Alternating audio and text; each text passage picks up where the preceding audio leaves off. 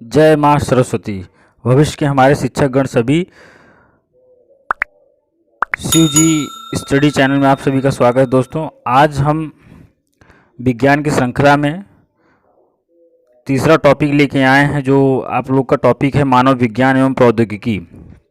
तो कल हम लोगों का 37 क्वेश्चन तक हो गया था दोस्तों। आज हम लोग 38वें क्वेश्चन से स्टार्ट करेंगे पुनः। चलिए स्टार्ट करते हैं फिर। प्लीज़ दोस्तों लाइक एंड सब्सक्राइब कर दें।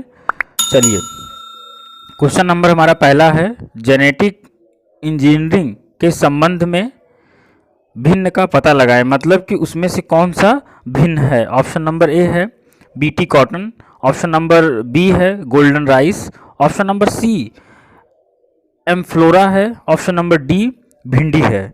चलिए दोस्तों, जल्दी जल्दी आप लोग अपने रफ और पेन लेके साथ बैठा करें और लिख लिया करें, कहीं पर अपना आंसर लिखते रहें। लास्ट में अंतिम में हमें कमेंट करके बताएं। उससे दोस्तों आपको भी अच्छा रहेगा और हमें भी अच्छा लगता है कि आप लोगों ने अपना प्रयास किया। चलिए, तो इसका जो है जो सही उत्तर होगा वो होगा हमारा डी, ऑप्शन नंबर डी, अर्थात भिंडी। चलिए अब चलते हैं हम लोग क्वेश्चन नंबर 39 की ओर। 39 नंबर हमारा कहता है, 39 नंबर है, अस्पताल निम्नलिखित में से किस विभाग में कैथ लैब होती है। ऑप्शन नंबर ए है पैथोलॉजी विभाग, ऑप्शन नंबर बी शल्य चिकित्सा विभाग, ऑप्शन नंबर सी कार्डियोलॉजी विभाग, option number D nuclear medicine विभाग। चलिए 39 का बताइए दोस्तों क्या होगा। तो मैं आपको 5 सेकंड का मौका देता हूं। चलिए 39 का सी होगा, कार्डियोलॉजी विभाग। 39 का सी होगा। अब क्वेश्चन नंबर 40 की ओर हम लोग आगे बढ़ते हैं। तो 40वां क्वेश्चन बहुत ही इंपॉर्टेंट, बहुत ही अच्छा क्वेश्चन है। सीटी स्कैनिंग में उपयोग होता है, सीटी स्कैनिंग में किसका उपयोग होता है, क्वेश्चन के कहने का तात्पर्य यह है। तो ऑप्शन नंबर ए है अल्ट्रासाउंड तरंगे, एक्सरे, गामा किरणें, या ऑप्शन नंबर डी इनमें से कोई नहीं। चलिए बताइए 40 का क्या आंसर होगा। 40 का दोस्तों बी होगा, अर्थात एक्सरे। सीटी स्कैन में एक्सरे का उपयोग, सीटी स्कैनिंग में उपयोग होता है, तो एक्सरे का उपयोग होता है। चलिए क्वेश्चन नंबर 41 की ओर चलते हैं। 41 नंबर कहता है हमारा,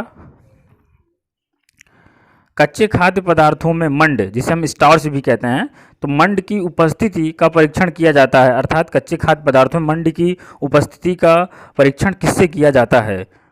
तो इसका जो है ऑप्शन है से ऑप्शन नंबर बी तनु, HCl हाइड्रोजन क्लोराइड विलियन से, ऑप्शन नंबर सी है तनु NaOH विलियन से, ऑप्शन नंबर डी उपरोक्त में से कोई नहीं है। बताइए 41 का क्या होगा हमारा आंसर।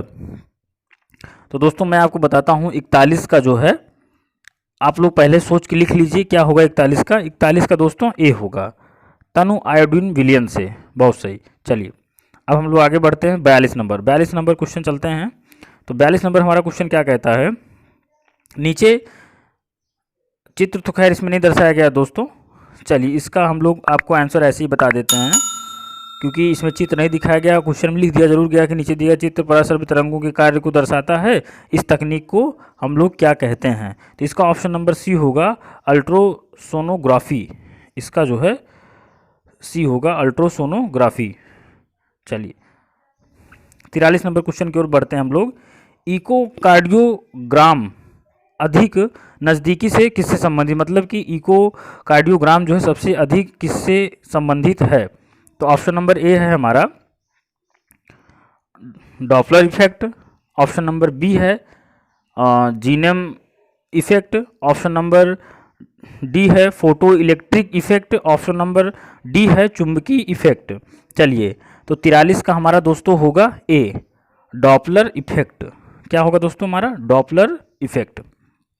44वां क्वेश्चन चलते हैं हम लोग। सोनार का पूरा नाम क्या है। क्वेश्चन नंबर 44 कहता है सोनार का पूरा नाम क्या है।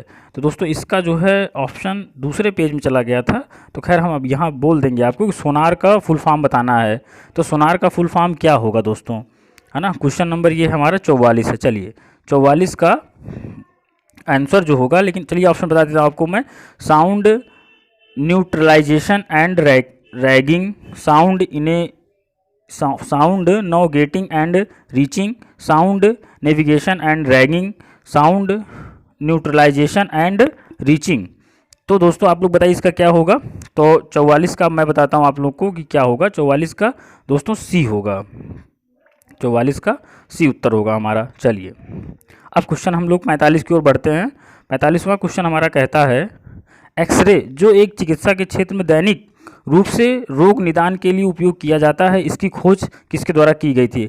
अर्थात एक्सरे की खोज किसके द्वारा की गई थी। बहुत ही इंपॉर्टेंट, बहुत ही फेमस क्वेश्चन है दोस्तों।